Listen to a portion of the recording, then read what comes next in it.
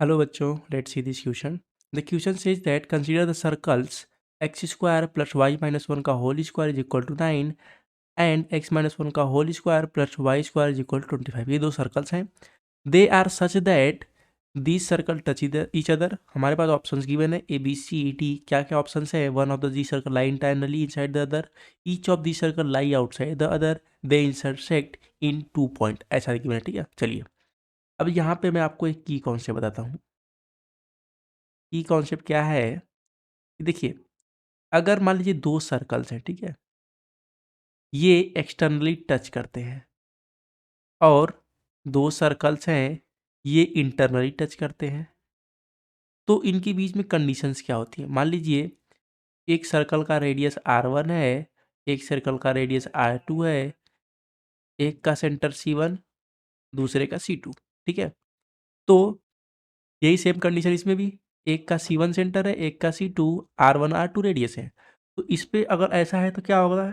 यहाँ पे होता है C1 C2, आई मीन कि इनके बीच का जो डिस्टेंस है C2 C1 C2 हमारे पास जो है, ठीक है, तो यहाँ पे देखिए हमें C1 C2 गिवन है. ठीक है, तो यहाँ पे अगर मैं C1 C2 की डिस्टेंस लिखूँ इस वाले कंडीशन, तो वो होता है R1 प्लस R2.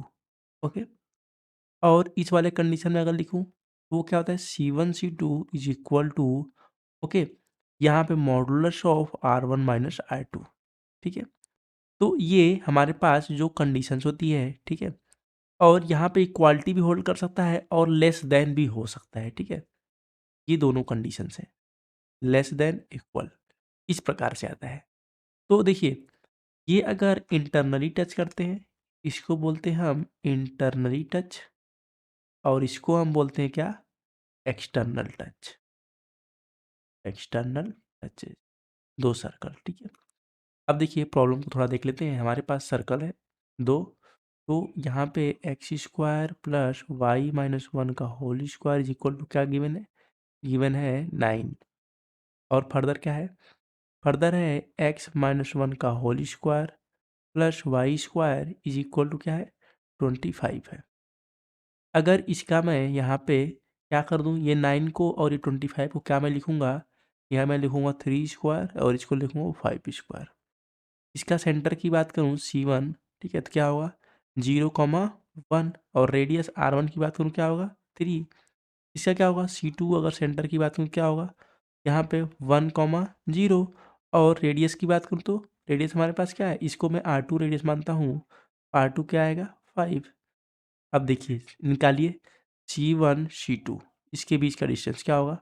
0 माइनस 1 का होल स्क्वायर प्लस 1 माइनस 0 का होल स्क्वायर अंडर रूट. ये क्या आएगा? 1 प्लस 1 का under root, that will comes out as √2.